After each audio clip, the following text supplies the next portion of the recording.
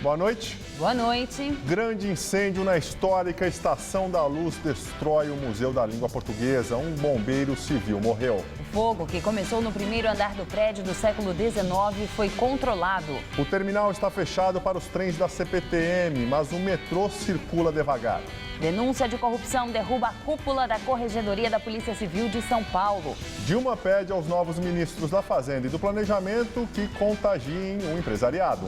E nesta época de crise, os paulistanos economizam na hora da caixinha do Natal.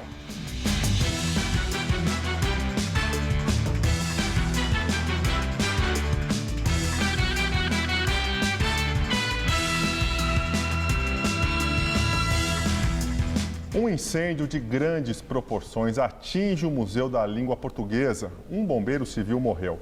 O repórter Vinícius Marra está lá acompanhando a situação e tem mais informações. Vinícius.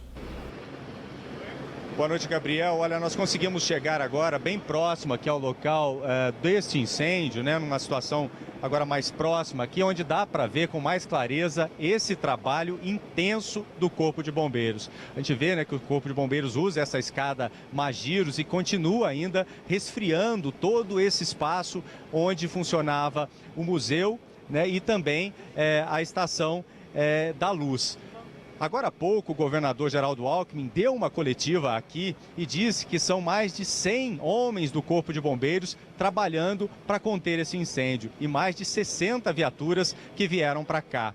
Ele também confirmou agora há pouco que um brigadista, né, um bombeiro civil, faleceu nesse incêndio e ele deu essa informação aqui confirmando, né, esse falecimento. Disse também que vai tentar o mais rápido possível reconstruir esse prédio histórico, né? Um incêndio que começou por volta das 4 horas da tarde, começou no Museu da Língua Portuguesa, que é um dos museus mais importantes do Brasil, da América Latina, e foi se estendendo aí por todo esse prédio histórico. Toda a parte de cima do prédio, a gente vê daqui, ficou destruída. Agora há pouco, parte, né, de uma das torres também desabou. Então, um incêndio de grandes proporções. O Corpo de Bombeiros continua por aqui trabalhando. A todo momento chegam também viaturas, trazendo mais água para poder conter esse incêndio, apesar da chuva, né, que caiu forte aqui, continua forte por aqui. Então, esse trabalho realmente intenso do Corpo de Bombeiros para tentar controlar o incêndio. Voltamos ao estúdio.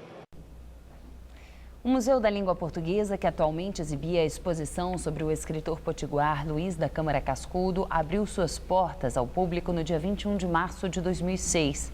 Recursos de interatividade e tecnologia para apresentar os conteúdos são os diferenciais de um dos museus mais frequentados do país. Ele foi construído nos 3 andares da Estação da Luz, edificação do século XIX, tombada pelo patrimônio histórico. Desde que foi inaugurado, o Museu da Língua Portuguesa chama a atenção por expor seu acervo de forma inovadora, utilizando tecnologia de ponta e recursos interativos para a apresentação de seus conteúdos. O museu foi concebido para mostrar a língua portuguesa como elemento fundamental e fundador da nossa cultura.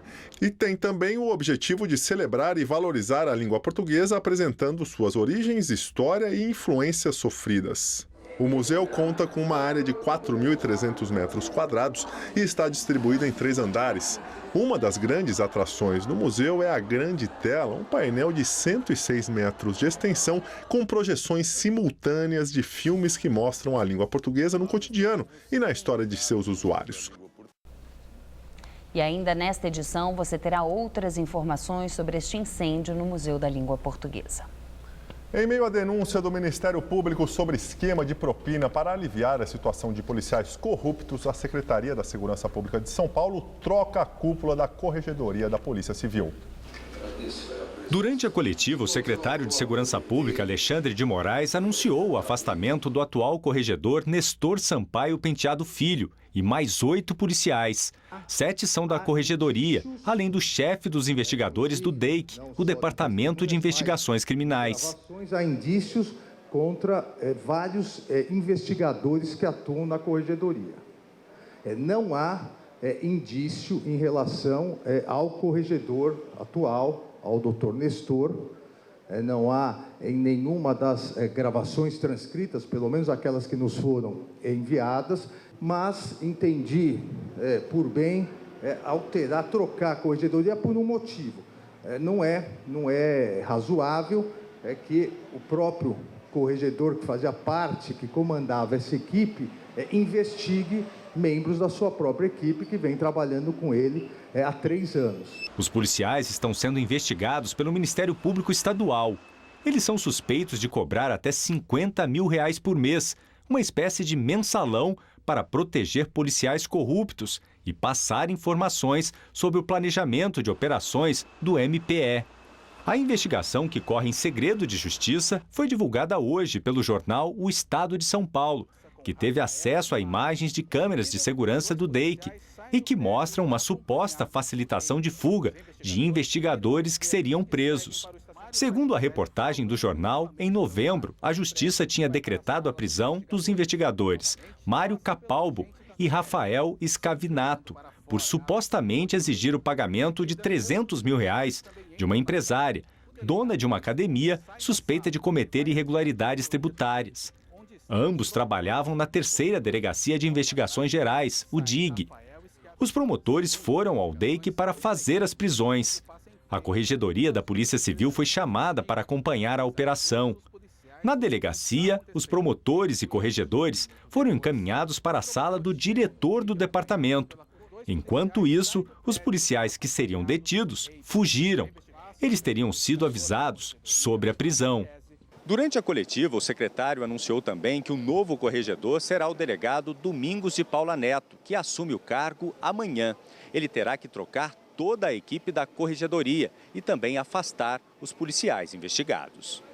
O governador Geraldo Alckmin, do PSDB, também comentou o caso e disse que os policiais civis envolvidos no esquema de corrupção e pagamento de propina para ter proteção da corregedoria podem ser expulsos da corporação.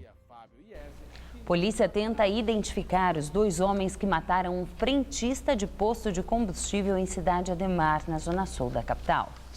O crime aconteceu na tarde de ontem na Avenida CUPC. De acordo com testemunhas, o motociclista usou o banheiro feminino do posto, o único disponível durante a manhã.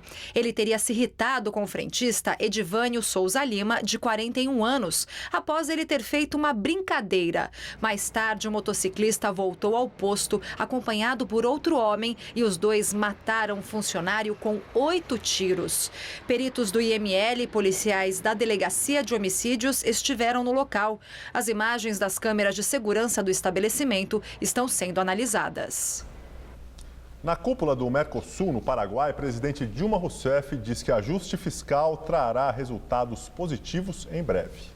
Em Assunção, a 49ª cúpula do Mercosul reuniu a presidente brasileira e os presidentes do Paraguai, Horácio Cartes, do Uruguai, Tabaré Vázquez, e o novo presidente da Argentina, Maurício Macri.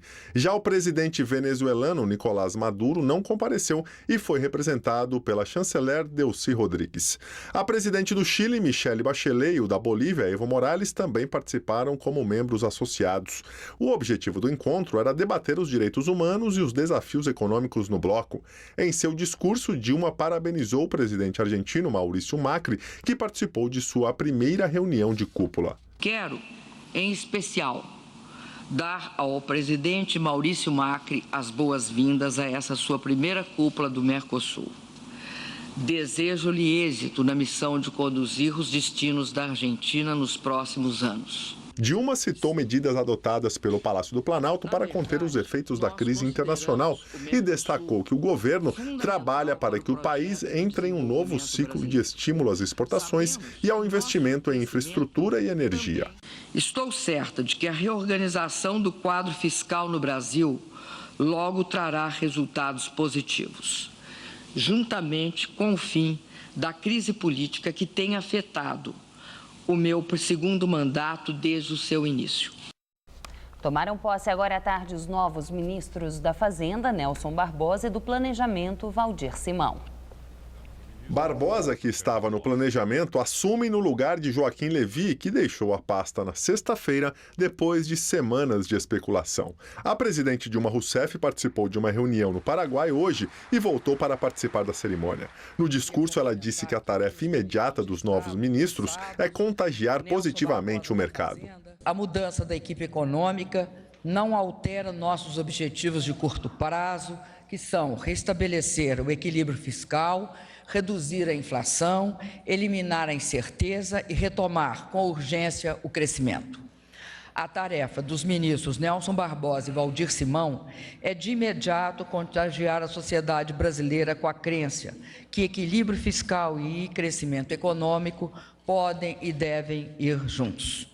Com um perfil desenvolvimentista, Nelson Barbosa é próximo da presidente Dilma e do PT. Ele já tinha trabalhado no Ministério da Fazenda de 2006 a 2013. Em Brasília, se dizia que ele e Levy viviam em atrito. Enquanto Barbosa defendia uma flexibilização das metas fiscais, Levy era tido como um perfil mais rígido. Com isto, em tempo de crise e com a sombra de um impeachment, o Palácio do Planalto tinha medo do afastamento da base social da presidente Dilma. Na semana passada, durante manifestações pró-governo, os movimentos sociais e centrais sindicais pediam a troca na política econômica comandada por Levy. Já Valdir Simão, que entra no planejamento no lugar de Nelson Barbosa, tem um perfil técnico. Ele era chefe da Controladoria Geral da União desde o início do segundo mandato de Dilma. Ele é funcionário de carreira da Receita Federal há 27 anos. Ele também foi presidente do Instituto Nacional de Seguridade Social, o INSS. Mais cedo, o ministro da Fazenda, Nelson Barbosa, havia conversado com investidores do mercado e essa conversa refletiu no câmbio. O dólar teve forte alta e fechou acima de R$ 4,00 pela primeira vez desde 1º de outubro. A moeda norte-americana teve valorização de 1,92%, cotada a R$ 4,02. E o mercado financeiro aumentou mais uma vez a projeção de queda do PIB para este ano. Segundo o Boletim Focus, divulgado hoje pelo Banco Central, a retração da economia será de 3,70%. Para 2016, o cenário também é pessimista, com o PIB diminuindo 2,80%. Para a inflação deste ano, os analistas de mercado prevêem que o IPCA feche em 10,70%. É a 13ª alta consecutiva do indicador. Para 2016, a previsão do mercado é de uma inflação de 6,87%. E nossa comentarista de economia, Denise Campos de Toledo, analisa a reação do mercado à escolha de Nelson Barbosa para o Ministério da Fazenda. Só com o discurso, Nelson Barbosa não vai diminuir a desconfiança do mercado nem o pessimismo quanto ao andamento da economia.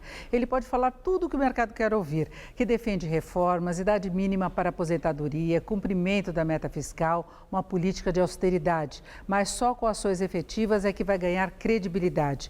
Pesa muito o fato de ser um dos idealizadores da chamada nova matriz econômica, implementada no primeiro mandato da presidente Dilma, que deu nessa crise que o país enfrenta agora. Aquela política de ampliação de programas sociais, investimentos, desonerações, sem ter recursos para bancar. Ele está envolvido até nas pedaladas fiscais. E foi ele quem defendeu a meta de 0,5% de superávit das contas públicas para 2016, como uma banda que permitiria que fosse até zerada. O Congresso barrou a flexibilização, mas isso precipitou a saída de Levy, que defendia uma meta maior.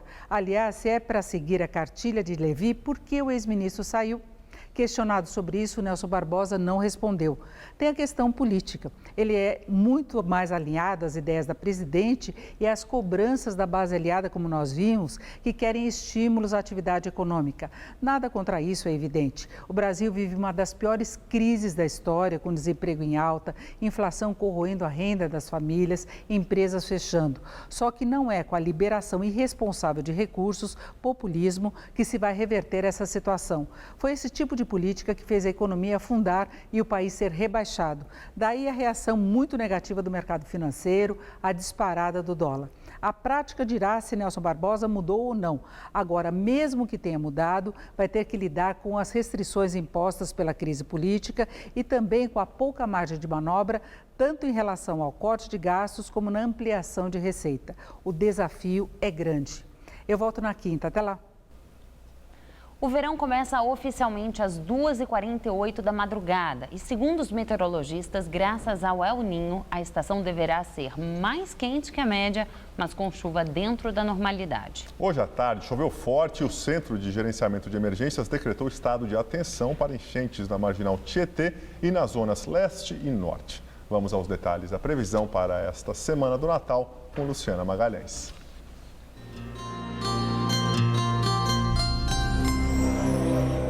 O primeiro dia do verão será típico na maior parte do país. A exceção fica com o Rio Grande do Sul, onde chove de forma intensa, o sertão nordestino, nordeste de Minas e litoral do Espírito Santo e do Rio de Janeiro, onde não chove e o ar fica seco e bem quente. Já nas demais áreas do país, a previsão é de sol pela manhã, com aumento de nuvens e pancadas de chuva, principalmente no meio da tarde. Há risco de temporais isolados, sendo que na área em verde escuro do mapa, que vai desde o Amazonas até Goiás, essas pancadas já começam desde cedo. Máximas amanhã de 33 graus em Cuiabá, 38 em Teresina e 32 graus em Belo Horizonte. Em São Paulo, o sol ganha força e o calor aumenta em todas as áreas paulistas. E por causa do calor e da alta umidade, as nuvens ficam mais carregadas e há risco de chuva forte, principalmente no meio da tarde. No centro-oeste, máxima amanhã de 32 graus em Presidente Prudente e em Araçatuba. Já no centro-norte paulista, máxima de 32 graus em São Carlos e de 35 em Ribeirão Preto. E na faixa leste paulista, máxima de 34 graus em Campinas e em São José dos Campos.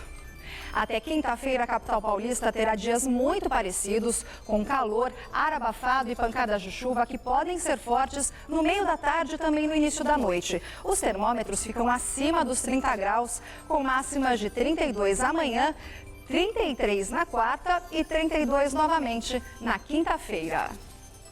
Está chegando a data mais esperada do mês de dezembro pelos funcionários dos comércios, o dia de abrir a caixinha de Natal. Esse ano, para driblar a crise, o jeito foi ter criatividade e caprichar no atendimento para conquistar o cliente. Ó a caixinha! Obrigado! Para o pessoal desse açougue, existe Papai Noel e ele dá dinheiro de presente. Olha ele aí. A gente sempre dá uma caixinha, né? Uma coisa meio já... como que eu diria, institucionalizada no Brasil, né? Papai Noel é modo de dizer. É que qualquer cliente que deixar um trocado na caixinha de Natal faz a alegria dos funcionários. Eles começam dia 1º de dezembro e divide dia 31. Pô, isso aí, nada, dá uma bela festa de Natal, né? Quanto mais ou menos costuma entrar? Aí entra bastante, cara. Aí eu vou te falar uma coisa pra você. Igual ano passado, eles dividiram aí em torno de 8 a 10 mil reais. Mas até nisso, ela está interferindo, a crise econômica. Nesse restaurante, a caixinha virou caixinha mesmo. Tá pequena porque a crise está grande, então não adianta fazer uma caixinha grande, né? Aí a gente fez uma caixinha assim, pequenininha, mas tem conteúdo já lá dentro. E não é por falta de tentativa. Nessa padaria tem a tradicional caixinha na hora do pagamento. Mas não é só ela não. Deste lado tem duas específicas para quem fica atrás do balcão. Uma para o pessoal da padaria e outra para quem corta os frios. Juntas, elas dão um peso bom. Ainda mais nesse Natal, que deve ser mais magro por causa da crise. Tá difícil, os tempos estão... Cortei caixinha, cortei tudo. Se eu deixar a caixinha, eu não posso comer o bolinho.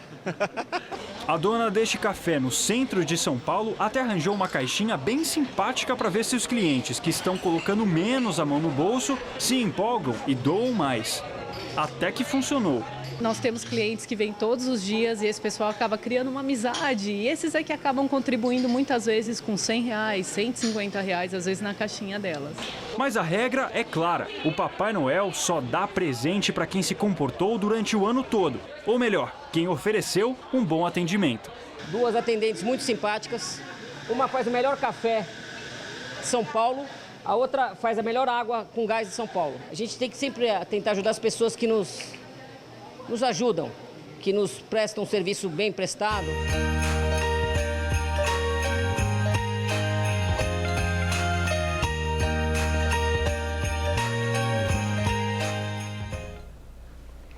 E direto de Brasília, Josias de Souza fala sobre a posse do novo ministro da Fazenda.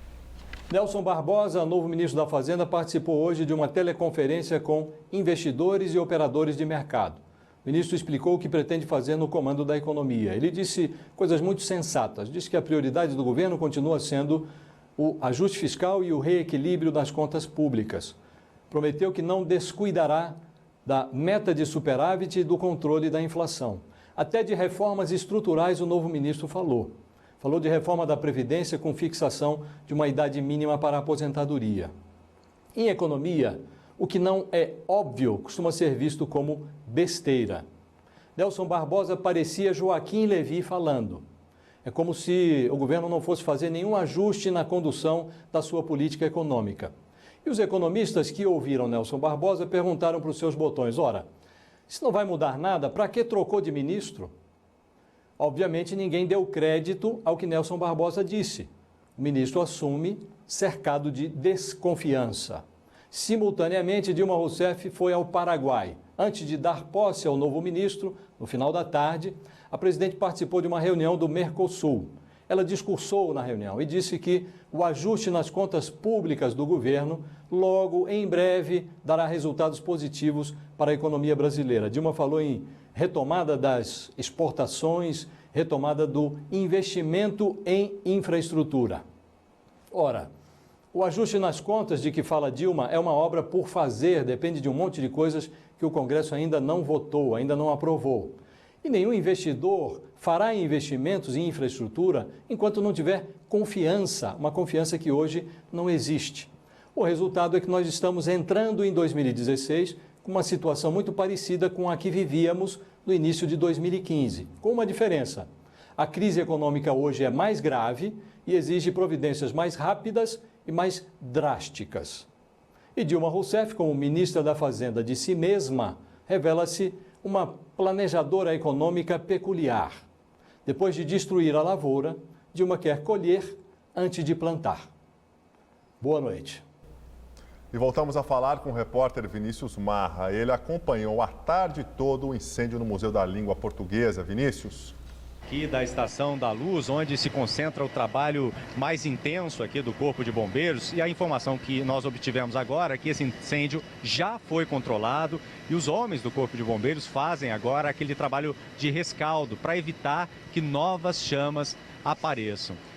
Uma informação importante é que o metrô, aqui da Estação da Luz, ele continua funcionando, mas os trens da CPTM, toda essa atividade ela foi interrompida, justamente porque o prédio foi bastante destruído.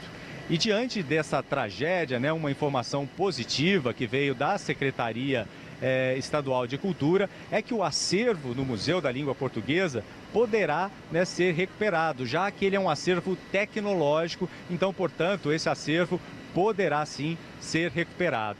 Agora há pouco, o governador Geraldo Alckmin esteve por aqui, deu uma coletiva e disse também que espera reconstruir o mais rápido possível este prédio, este patrimônio aqui da cidade de São Paulo. A qualquer momento, voltamos com outras informações.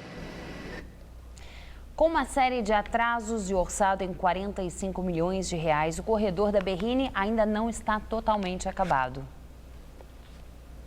Novos pontos de ônibus da Avenida Luiz Carlos Berrini, na Zona Sul, já está pronta. Tem assentos, abrigo e sinalização.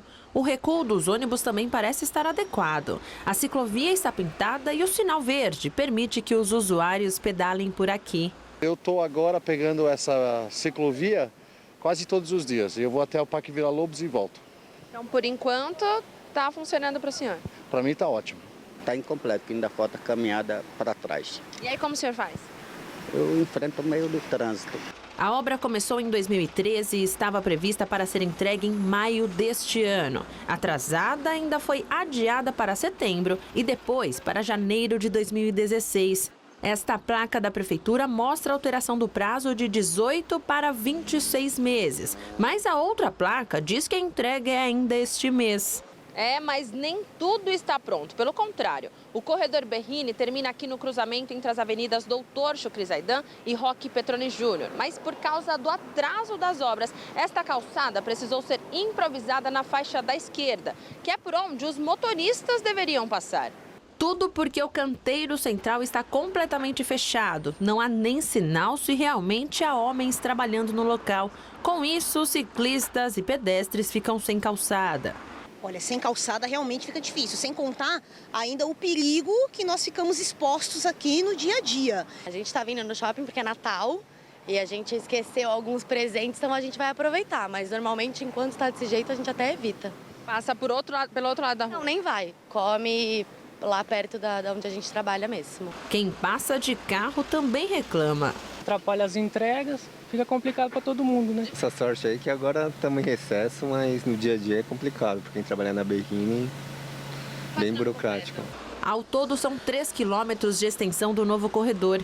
Na Avenida Doutor Chucrizaidan, o ponto está abandonado bem ao lado das obras do monotrilho e da nova linha 17 Ouro do metrô. O corredor em si está prontinho para ser usado. Novas faixas de pedestres foram pintadas e semáforos instalados, mas os ônibus só podem circular na direita, junto com os outros veículos. Muito trânsito. E aí a viagem fica mais longa? Fica mais longa, mais demorada também, né? Já fala, corredor de ônibus, então não vai pegar o fluxo com os carros, entendeu? Isso, o corredor ajuda bastante. Está bem atrasada essa obra, inclusive, né? Já era para ter sido entregue há um bom tempo. Por telefone, a assessoria da Prefeitura afirma que as obras do corredor de ônibus da Avenida Luiz Carlos Berrini não foram entregues hoje. Segundo a assessoria, o corredor será entregue nos próximos dias, mas ainda não há uma data definida. Pesquisa Datafolha mostra que há mais deputados federais favoráveis ao impeachment da presidente Dilma Rousseff que contra. No levantamento realizado entre os dias 7 e 18 deste mês, 42% dos deputados afirmaram que são favoráveis ao afastamento, o equivalente a 215 votos. Para o impeachment passar na Câmara, são necessários ao menos 342 votos, ou 2/3 do total. Do outro lado da disputa, 31% dos parlamentares afirmaram que votariam contra a aprovação do impeachment da presidente. Com este cenário, seriam 159 votos garantidos pró-Dilma. Faltam 12 apoios confirmados para que a presidente atinja a marca de 171 votos, o suficiente para sobreviver no cargo.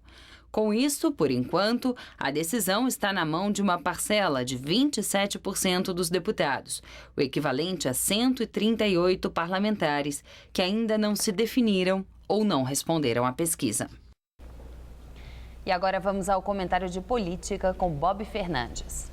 O delator Ricardo Pessoa cita DEM, PR, PMN e PRTB. Teriam recebido 5 milhões da empreiteira UTC. Todos, como demais partidos, negam ou alegam doação oficial. No celular de Eduardo Cunha, a mensagem citava 5 milhões da OAS para o vice Temer e a turma, notórios de um dos PMDBs. Vice e a turma negam. Seria doação legal, etc. Ex-presidente do PSDB, Eduardo Azeredo, enfim foi condenado a 20 anos. Enfim, porque o chamado mensalão tucano, com o mesmo parça Marcos Valério, foi embrião do chamado mensalão do PT de 8 anos antes. À Polícia Federal, Lula atribuiu a José Dirceu indicações para a diretoria da Petrobras. E o STF autorizou quebra de sigilos bancário e fiscal de Renan Calheiros, o presidente do Senado. Tudo isso negociado depois do Supremo, basicamente, manter o rito de impeachment decidido para o caso Collor em 92. Se a Câmara autorizar processo, a palavra final é no Senado de Renan. O ministro Gilmar Mendes disse ter havido cooptação e bolivarianização do Supremo, onde atuam seus colegas ministros. Dias antes, inaugurando seu instituto em São Paulo, o ministro do Supremo tem um instituto. Dias antes, Gilmar disse que Temer seria ótimo presidente e em seu voto citou o ministro Serra. Parodiando Sartre, para Gilmar Mendes, bolivarianos são os outros. E a propósito, o citado Serra manifestou o desejo de ajudar um hipotético presidente Temer. Em entrevista à Folha hoje, Aécio Neves jogou vinho na jogada. Disse, nem sequer pensar em cargos, porque o PMDB é parceiro de várias forças partidárias que degradam e assaltam o país. Aécio sabe ser várias dessas mesmas forças que governaram, governam e governariam com o PSDB. Ele diz isso por querer eleição em 2016, o que dependeria da queda conjunta de Dilma e Temer. No auge da crise, a forceps, Alckmin deu declaração pró-impeachment, que ele não quer, porque sabe que sua chance é 2018. Cai ministro, sobe ministro, dólar e Star Wars.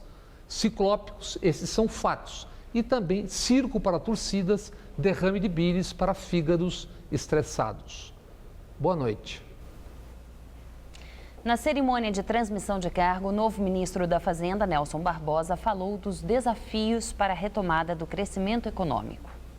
Os problemas já estão mapeados, os impactos das principais alternativas de ação já estão sendo calculados e esperamos submeter nossa proposta de reforma da Previdência ao conhecimento da sociedade brasileira e ao Congresso Nacional ainda no primeiro semestre de 2016. O controle da inflação é condição indispensável para a estabilidade econômica e para a retomada do crescimento. Mais importante, o controle da inflação é crucial para preservar o poder de compra das camadas mais pobres de nossa sociedade. Nesse sentido, a redução da inflação também é uma política social e uma prioridade do nosso governo. O Banco Central tem e continuará tendo total autonomia para administrar a taxa básica de juros, de modo a reduzir a inflação para o centro da meta estabelecida pelo governo. Na entrevista do dia com Maria Lídia Flandoli, as expectativas sobre os rumos da economia sob o comando do novo ministro da Fazenda, Nelson Barbosa. E quem vai falar sobre as novas perspectivas de futuro para a economia brasileira é o economista Fernando Botelho, professor do Departamento de Economia da Faculdade de Economia e Administração da USP. Obrigada, professor, por estar conosco. Bom, professor, Nelson Barbosa, foi boa escolha? É boa em alguns aspectos, perigosa em outros, mas neste momento, aparentemente, uma das poucas escolhas disponíveis para ocupar essa cadeira no governo de Dilma Rousseff, que já foi ocupada por Joaquim Levy. Quer dizer, foi por exclusão? Praticamente por exclusão. Aparentemente houve sondagem a outros nomes, o que torna até preocupante que a própria presidente não tem convicção nesse nome, mas em alguns aspectos foi acertada essa escolha. É uma pessoa com mais afinidade com a presidente, mais afinidade com o partido da presidente, que percebe nele uma pessoa mais portadora dos seus valores e ideias, mas também por essas razões traz o risco, que percebido pelo mercado como uma pessoa que pode se submeter muito fácil às pressões da presidente por uma expansão agora, por um abandono desta agenda que ainda nem aconteceu, de ajuste fiscal, mas uma agenda extremamente importante, realmente que precisa acontecer, e portanto a reação veio hoje. Né, após a entrevista do ministro para os investidores internacionais, patrocinada aí por um banco internacional, em que depois disso o mercado reagiu muito mal. A Bolsa de Valores caiu, o dólar subiu. Então isso é uma pequena amostra dos desafios que Nelson Barbosa terá pela frente nos próximos meses. Ajuste fiscal. Afinal de contas, é imprescindível, como foi anunciado pela presidente logo que ela tomou posse nesse segundo mandato, ou o ajuste fiscal é absolutamente compatível com retomada de crescimento, como ela fala agora? É absolutamente imprescindível e é uma condição para a retomada do crescimento. Então, sim, ele é uma agenda... Não exclui? Não são variáveis excludentes? A questão aí é o timing. Então, acho que no curto prazo, enquanto a gente faz o ajuste fiscal, a gente não pode esperar crescimento. A gente faz o ajuste fiscal para ter um crescimento sustentado e estável nos anos seguintes. Né? Então, esse ajuste fiscal é importante hoje, como ele foi importante em 2011, 2012, 2013, 2014 e não foi feito. Então, o mercado olha e pergunta, a sociedade, de certa forma, pergunta, se não foi feito naquela época, por que será feito agora? Então, agora é uma necessidade clara dele ser realizado, porém, agora em circunstâncias muito mais difíceis, muito mais adversas. Quando eu perguntei da questão da compatibilidade, é porque a pressão é muito grande para oferecer à população brasileira alguns resultados que tenham assim, uma percepção muito fácil na vida das pessoas, até porque, do ponto de vista da sobrevivência política, a presidente Dilma precisa disso.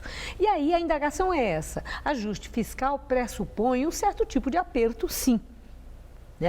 E como é possível mais gasto público ou investimento para uma retomada do emprego, para a apresentação de resultados imediatos? que a presidente pretende. É nesse sentido que eu pergunto da compatibilidade. Vai dar, professor? Tem que dar, mas não para gerar emprego agora. Talvez até se você tiver uma agenda convincente de ajuste fiscal, de medidas que são duras, medidas de reforma da Previdência. Hoje o ministro enfatizou muito essa questão Já falou de idade. Sim, as pessoas vão ter que se aposentar mais tarde. Aquelas pessoas que esperavam se aposentar mais cedo vão ter que se aposentar mais tarde. A questão da regra do salário mínimo, que o ministro não citou, ele disse que a regra permanece de o salário mínimo ser ajustado pelo crescimento do PIB, acrescido da inflação, não vai mudar até 2019. Mas a questão é que se a sociedade talvez perceber uma agenda de mudanças de algum desses pressupostos agora, pode ser que a confiança retome e que o investimento retome também, o que vai aliviar a nossa crise. Agora, em termos de crescimento de gasto do governo, isso não tem nenhum espaço para acontecer. Realmente, surpreende um pouco a declaração, que mostra um certo governo esquizofrênico e que agrava ainda mais a situação do líder do governo na Câmara, fazendo um apelo para que se aumentem os gastos públicos. Isso é um absoluto contrassenso. Mas essa foi a pressão, desde o começo, em cima de Joaquim Levy, daqueles que são chamados de desenvolvimentistas populistas. Eu os chamaria de atrasistas, porque esse é o discurso do atraso. Isso é o que foi feito no Brasil nos últimos anos e que nos trouxe exatamente a esta situação.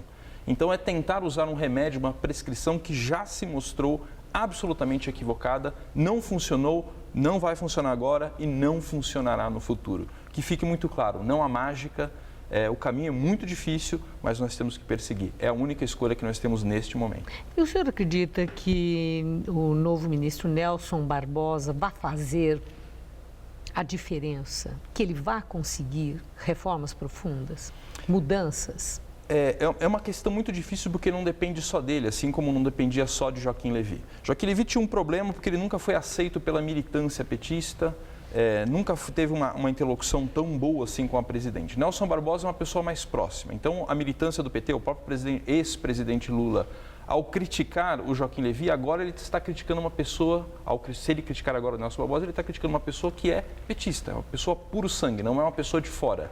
O bode expiatório saiu da sala. Agora ficou só uma pessoa que é do partido e que vai ter que lidar com os problemas.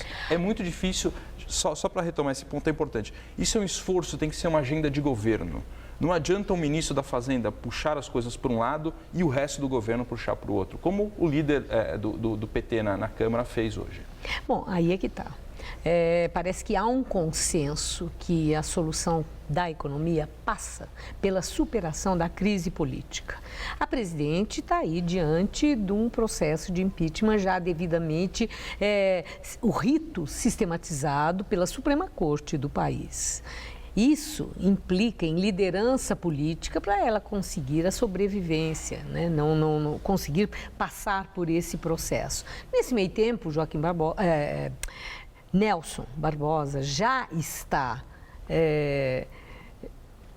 tendo de mostrar resultados, porque do ponto de vista político, resultados que podem amansar aqueles que fazem a cobrança que o senhor acaba de exemplificar.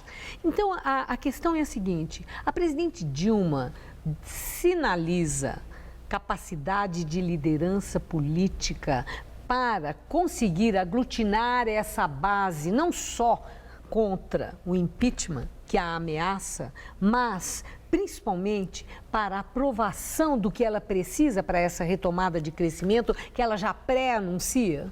De forma alguma. É uma situação de absoluta debilidade política, uma base fragmentada, já veio assim o período aí do primeiro governo Dilma. Isso foi ainda reforçado durante a eleição, né, de 2014, uma eleição muito disputada, muito polarizada. O próprio discurso da então candidata Dilma Rousseff reforçou essa polarização. Agora ela perde, inclusive, apoio de um pedaço do PMDB, que em algum momento foi importante para a sustentação dela. Muitas dessas reformas precisam de maioria qualificada, de 60% das duas casas, tanto da Câmara quanto do Senado. É uma presidente que luta para ter 1/3 da Câmara para não sofrer o processo de impeachment. Então, é pouco provável, a não ser que mude muito a ação e a capacidade da própria presidente Dilma, que não é uma pessoa profissional, não é uma articuladora hábil politicamente, é muito difícil que essa maré retorne e que ela ganhe essas condições. Portanto, a gente pode estar olhando aqui para um governo de 3 anos de absoluta paralisia e de agravamento permanente das condições. Obrigada, professor, por suas informações. Uma boa noite. Boa noite. Gabriel. E a seguir, mais informações sobre o incêndio no Museu da Língua Portuguesa aqui em São Paulo. E a corrupção na FIFA. Comitê de Ética afasta Josef Blatter do mundo do futebol.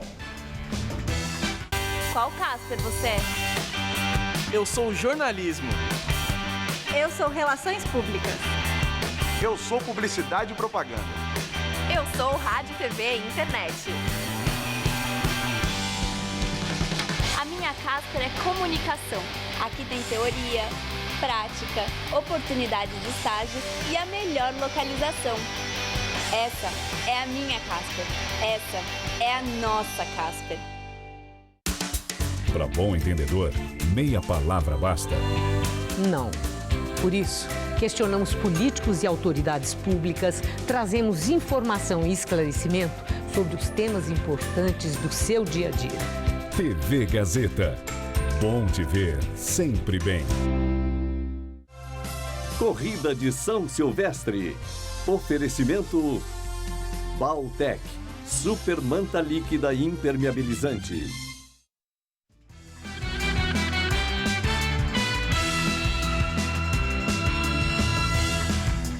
E agora as notícias do esporte com Gabriel Cruz e Celso Cardoso. Contagem regressiva. Faltam 10 dias para a corrida de São Silvestre. Não é isso, Celso? Boa noite, tudo bom? Boa noite, Gabriel. Ansiedade grande das dezenas de milhares de pessoas que vão participar da prova neste ano. Entre os garotos, a ansiedade já é passado. Aconteceu neste final de semana a 22ª edição da São Silvestrinha. Já virou tradição. Há 22 anos acontece a São Silvestrinha na capital paulista. Evento que antecede a Corrida Internacional de São Silvestre no dia 31. Crianças e adolescentes de 6 a 16 anos correm para encerrar o ano com a prática esportiva em dia. Uma iniciativa da Fundação Casper Líbero que promove o evento visando a descoberta de novos talentos. Para a garotada mais nova, de uma forma mais lúdica, e para quem tem 14, 15, 16, uma forma mais competitiva, o pessoal que já treina, já tem equipe, já pensa realmente em seguir uma carreira. O sucesso da 22ª Corrida de São Silvestrinha fica comprovada nos números. 1.000 inscritos nessa edição. Tudo para ter o gostinho de atravessar a linha de chegada. A prova serviu também para dar belos exemplos. O Bruno, de 13 anos, por exemplo, usa a corrida como auxílio à sua convivência com o autismo, sempre amparado pelo amor do pai. A corrida tira a ansiedade dele, deixa ele mais calmo. Antes ele tomava remédio, antes ele não dormia bem. Depois da corrida, ele passou a dormir melhor e não toma mais remédio. Outro exemplo é Marcos, que investe seus treinamentos nos braços, pois pratica uma corrida diferente devido à sua condição física. Qual o seu maior sonho dentro do esporte? Chegar no topo mais alto, fazer a São Silvestre. Estou esperando fazer 18 anos para vir essas oportunidades maiores, né? Crianças trabalhando desde cedo na construção de um sonho, como o pequeno carioca Tyson ou a maranhense Josi. Até quem chega na última colocação tem motivos para estar feliz.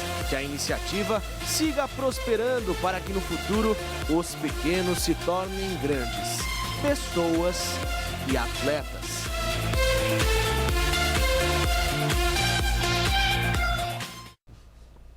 Comitê de Ética da FIFA afasta o suíço Josef Blatter e o francês Michel Platini do futebol por 8 anos. O afastamento é fruto de um ano marcado por denúncias de corrupção e prisão de dirigentes.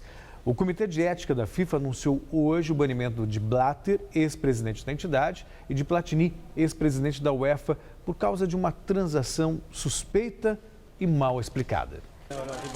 Na tentativa de dar uma resposta aos patrocinadores e à opinião pública, o Comitê de Ética da FIFA anunciou nesta segunda-feira uma decisão sem precedentes na história da entidade máxima do futebol mundial.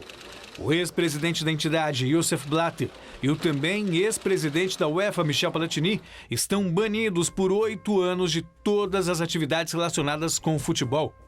A punição é decorrente de negócios mal explicados entre os dois nos anos entre 1998 e 2002, que resultaram no pagamento de 2 milhões de francos suíços de Blatter a Platini em 2011. Apesar de ambos declararem inocência desde o começo dos escândalos, o comitê bateu o martelo a favor da suspensão, já que nenhum dos dois conseguiu justificar o motivo desses pagamentos. Assim que soube da decisão, Sepp Blatter concedeu entrevista coletiva em Zurique, na Suíça, afirmou estar surpreso com a pena. Agora, eu estou suspenso por 8 anos. Suspenso por 8 anos. Mas eu vou lutar por mim e também pela FIFA. Suspenso por 8 anos pelo quê? Perguntou Blatter. O Cartola ainda fez questão de dizer à imprensa que vai apelar contra a punição junto ao Tribunal Arbitral do Esporte. Medida similar foi anunciada pelo francês Michel Platini, que divulgou um comunicado chamando a decisão de fraude e questionando a integridade e credibilidade do Comitê de Ética da FIFA. Estou convencido que minha sorte já estava lançada antes da audiência no dia 18 de dezembro e que esse veredito não é mais do que uma patética vontade de me eliminar do mundo no futebol, destacou o ex-presidente da UEFA. O Celso, aí uma geração mais antiga, Joseph Blatter, e uma geração mais nova, que seria candidato a presidente da FIFA, o Michel Platini, os dois, 8 anos de gancho. E que acabam pagando pelo sistema instaurado. O Comitê de Ética da FIFA também não cria ilusões em mim, Gabriel. Em primeiro lugar, é uma resposta ao público e principalmente aos patrocinadores. A gente sabe que o futebol ele é lucrativo e depende muito de patrocínio. E qual é a marca que associa o seu nome a essa sujeira toda que a gente está vendo na FIFA e que tem sido denunciado durante todos esses meses? Não só compra de votos para sediar a Copa do Mundo, alto escalão da FIFA envolvido em denúncia de corrupção. Você vê aí, o Platini, que foi um craque com a bola nos pés, envolvido no escândalo, até Beckenbauer na Alemanha. Então, a FIFA precisa ser passada a limpo, porque senão não vai entrar mais dinheiro. Agora sim o futebol, né? E deu a lógica. O Barcelona é campeão do mundo. O time espanhol atropelou o River Plate na decisão do torneio realizado no Japão. É o 3º título mundial do Barcelona em 7 anos. Em Yokohama, o River Plate resistiu por alguns minutos, mas não demorou para o Barcelona confirmar que é o melhor time do mundo na atualidade. Aos 36 minutos, Dani Alves cruzou, Neymar ajeitou de cabeça e Messi, no meio da área, tocou de esquerda para abrir o placar. Logo no início da segunda etapa, contra-ataque do Barça. Sérgio Busquets lançou e Luis Suárez não perdoou. 2-0. Aos 23, Neymar apareceu de novo como garçom, dessa vez para colocar a bola na cabeça do uruguaio, que anotou o 2º dele no jogo e o 3º da equipe catalã. Final no Japão, Barcelona tricampeão do mundo 3, River Plate 0. Com 5 gols em 2 jogos, Luis Suárez recebeu o prêmio de melhor jogador da competição e coube a Iniesta levantar a taça do torneio. E a bola segue rolando nos principais campeonatos europeus neste fim de ano. Na Inglaterra, o Chelsea venceu na primeira partida sem José Mourinho. Na Itália, o brasileiro Felipe Melo protagonizou mais um vexame. Na Espanha, o Real Madrid fez 10 gols no mesmo jogo, nem por isso deixou de ser vaiado pela própria torcida. Destacamos também o Bayern de Munique, que soma 15 vitórias em 17 partidas no campeonato alemão.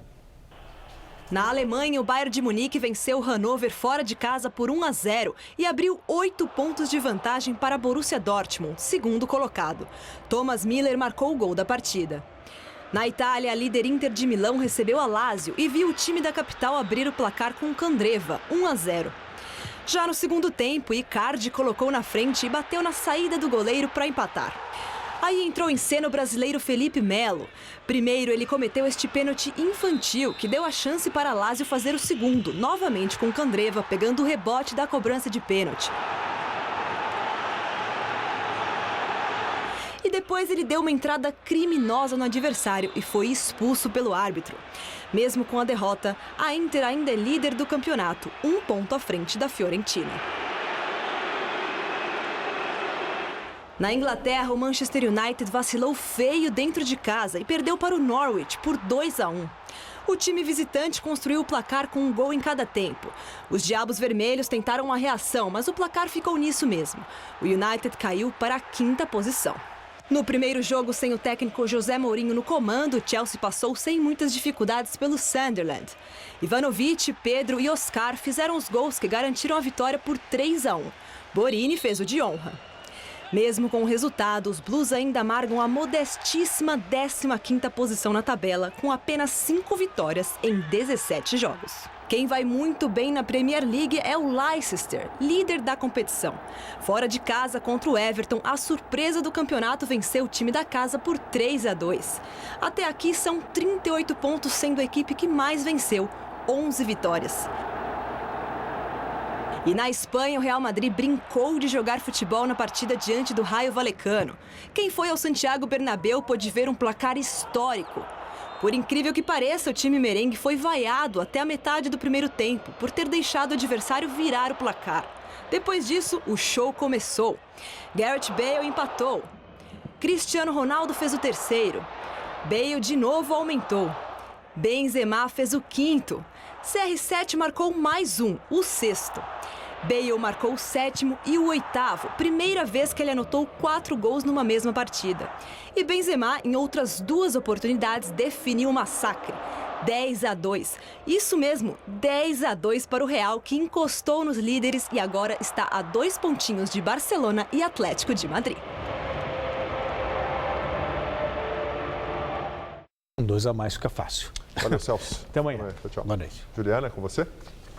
Falamos mais uma vez com o repórter Vinícius Marra. Ele está em frente ao Museu da Língua Portuguesa, que foi atingido por um grande incêndio hoje. Vinícius.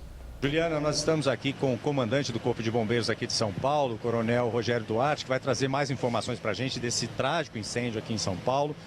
Comandante, já há aí alguma hipótese do que pode ter causado esse incêndio? Não, ainda não sabemos a causa. Isso depende de uma avaliação por meio de perícia a ser feita pela Polícia Técnico-Científica. Está sendo feito agora, né? Nesse momento ainda, pelo Corpo de Bombeiros. A gente vê muitos bombeiros por aqui ainda, né? Isso, a parte de incêndio, né, foi extinta já, então não há mais fogo. Agora nós estamos fazendo uma avaliação da edificação como um todo, a fim de verificar algum risco de queda de parte de telhado, verificar se as paredes estão seguras, né, de modo a não oferecer risco a outras pessoas. Agora, comandante, o prédio ele estava regular, com todos os quesitos cumpridos, aí, as exigências cumpridas, tanto pela Prefeitura como o Corpo de Bombeiros, ou vocês já puderam observar alguma irregularidade? A parte de bombeiro é uma parte do licenciamento, né? Então, com relação à questão de bombeiro, eu posso dizer que o processo estava em processo de regularização. Agora, a parte de licenciamento e alvará da Prefeitura, eu já não sei dizer. O que significa isso? Né? Que ele não tinha apresentado, né, o prédio não tinha apresentado nem para o Corpo de Bombeiros todos os quesitos aí para poder funcionar?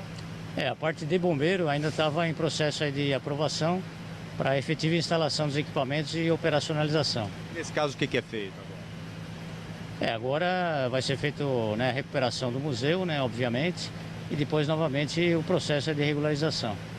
Trabalho muito exaustivo aí. Quantos bombeiros participaram? Como é que foi esse trabalho durante todo o dia? Foi um trabalho bastante intenso, né? Foi em torno de 3 horas de combate. Quando nós chegamos, já existia um grande volume de fogo, basicamente toda a edificação tomada já pelo fogo, né? Então a gente optou por uma estratégia inicial de fazer um ataque interno, até para verificar se tinha alguma vítima internamente, e depois combinar com o ataque externo através da nossa escada. Bom trabalho para vocês. Obrigado, comandante, pela entrevista. Voltamos ao estúdio. Apresentador se engana e final de concurso de Miss Universo fica marcado por gafe histórica. Ao final da cerimônia realizada em Las Vegas, Steve Harvey anunciou como a ganhadora do concurso a colombiana Ariadna Gutierrez. Mas a felicidade durou pouco. Steve Harvey voltou ao palco e pediu desculpas pelo engano. O apresentador explicou que havia anunciado a segunda colocada e que a verdadeira ganhadora era a candidata filipina Pia Wurtzbach. A coroa foi então retirada da colombiana e passada à real vencedora. A japonesa Toshiba anunciou hoje o corte de 6.800 postos de trabalho, que equivale a 1/3 do quadro de funcionários. Segundo a companhia, as demissões vão acontecer nas divisões de produtos para o grande público. A Toshiba, que tenta se recuperar de um escândalo contábil, ainda não divulgou quais países serão afetados pela decisão. O grupo prevê uma perda anual recorde de 550 bilhões de ienes, quase 4 bilhões e meio de dólares, entre abril deste ano e março do ano que vem. Partido Popular da Espanha, do primeiro-ministro Mariano Rajoy, conquista a maioria no parlamento, mas vai ter de buscar alianças para governar. Apesar da maioria do Partido Popular, não está claro quem irá governar, já que o posto de premier, ocupado atualmente por Mariano Rajoy, deve ser usado nas negociações entre os partidos nos próximos dias. Rajoy, que vai desempenhar interinamente as funções de primeiro-ministro, reafirmou que seu partido está comprometido com o bem-estar político e econômico do país. Os partidos de esquerda do país, como o socialista PSOE e o anti-austeridade Podemos, já declararam que lutarão para impedir um legislativo liderado por Rajoy. O Jornal da Gazeta termina aqui. A edição de hoje pode ser vista no site do Jornal da Gazeta. Nós te esperamos daqui a pouco na nossa edição das 10. Boa noite. Nos encontramos às 10. Até já.